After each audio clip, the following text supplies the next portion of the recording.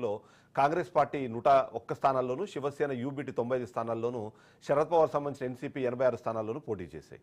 ఈ నెల 20న ఒకే విడతలో మహారాష్ట్ర అసెంబ్లీ ఎన్నికలు పోలింగ్ జరిగాయి. అందులో మహారాష్ట్ర ఎన్నికల్లో బీజేపీ కూటమికే ఎగ్జిట్ పోల్స్ ఎక్కువగా మొగ్గు చూపిన పరిస్థితి మనకు కనిపిస్తోంది. ఇక ఈ ఫలితాలు రాకముందే మహారాష్ట్రలో రిసార్ట్ రాజకీయం మొదలైందని చెప్పొచ్చు. ఎందుకంటే గెలిచిన ఎమ్మెల్యేలు ఎవరైతే ఉన్నారో వాళ్ళు చేజారకుండా కాపాడుకునేందుకు ప్రయత్నాలు ప్రారంభించారు. ఇందుకోసం ఇప్పటికే ఏర్పాట్లను కూడా ప్రారంభించామని ఎంవీఏ గెలిస్తే సీఎం అభ్యర్థిపై 24 గంటల్లో నిర్ణయం తీసుకోనున్నట్టు ప్రకటించింది. ఈ నెల 20న ఒకే విడతలో మహారాష్ట్ర అసెంబ్లీ ఎన్నికలు పోలింగ్ జరగగా మొత్తం 66.05% పోలింగ్ నమోదైన పరిస్థితి కనిపిస్తుంది. ఇక మరోవైపు జార్ఖండ్ అసెంబ్లీ ఎన్నికల కౌంటింగ్ కూడా ప్రారంభమైంది. జార్ఖండ్లో మొత్తం అసెంబ్లీ స్థానాలు 81 ఉంటే అందులో మ్యాజిక్ ఫిగర్ 41. జార్ఖండ్లో ఎన్డీఏ అలాగే ఎన్డీఏ కూటమిల మధ్యనే ప్రధాన పోరు కనిపిస్తోంది. ఎన్డీఏ కూటమిలో బీజేపీ, ఏజేఎస్యూ, జేడీయూ, లోక్ జనశక్తి ఉంటే బీజేపీ అందులో 68 సీట్లలోనూ, ఏజేఎస్యూ 10 సీట్లలో, జేడీయూ కేవలం 2 సీట్లలో, జనశక్తి ఒక చోట పోటీ చేస్తున్న పరిస్థితి మనకు కనిపిస్తుంది. ఇక ఇండి కూటమి వైపు చూస్తే ఓవైపు INC, JMM, RJD, CPIML, JMM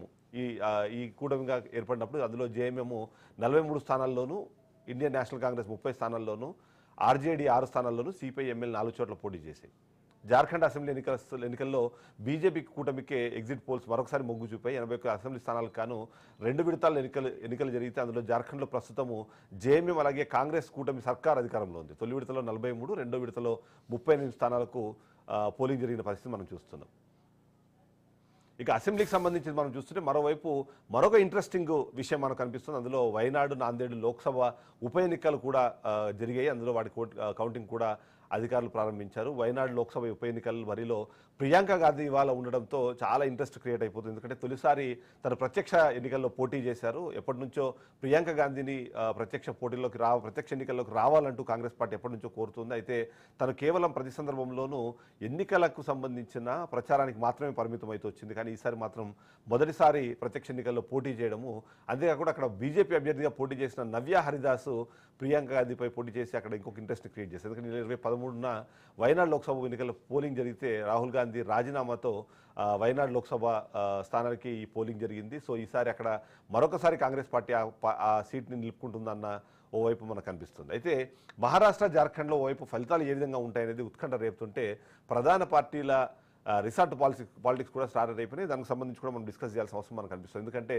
ఎప్పటికప్పుడు ఈ మధ్యకాలంలో ఎన్నికలు అనేవి వచ్చేటప్పటికి ఎన్నికల ప్రచార పర్వంలో అప్పట్లో మనకు కనిపించేవి కేవలం సంక్షేమ పథకాలకు సంబంధించి కానివ్వండి, ప్రజలకు ఏం చేశాం ఇంతకుముందు గతంలో మేము అధికారంలో ఉన్నప్పుడు, లేదా ఇప్పుడు అధికారంలోకి వచ్చిన తర్వాత ఏం చేయబోతామనే విషయం పైన వాళ్ళు ఒక హామీ ఇచ్చే ప్రయత్నం చేసేవాళ్ళు. ఇప్పుడు మాత్రం ఎన్నికలు అయిపోయిన వెంటనే, ఎందుకంటే ఏ పార్టీ ఖచ్చితంగా గెలుస్తుంది అన్న అనుమానాలతో పాటు మేము ఖచ్చితంగా గెలుస్తామన్న ధీమా కూడా ప్రకటించలేని పరిస్థితిలో ఉన్నాయి. ఎందుకంటే గతంలో ఎగ్జిట్ పోల్స్ కూడా మనం చూస్తున్నాం. ఎగ్జిట్ పోల్స్ ఎప్పటికప్పుడు అంచనాలు తప్పుతున్నాయి. అంతేకాకుండా వాళ్ళు అనుకున్నది ఒకటైతే ఎగ్జిట్ పోల్స్ ఎవరైతే ఓటరు నాడిని పట్టుకోవడంలో వాళ్ళు ఫెయిల్ అవుతున్నారు అన్నది మనకు కొద్ది సందర్భాల నుంచి మనకు కనిపిస్తుంది. అయితే ఎవరికి వాళ్ళే ఖచ్చితంగా మేము గెలుపు గుర్రాలుగా మారాము, ఇప్పటికే గెలవబోతున్నాము, గెలిచిన తర్వాత మేము అధికారంలోకి రాబోతున్నాం అనే మాటలు కూడా మాట్లాడే మన పరిస్థితి కనిపిస్తుంది.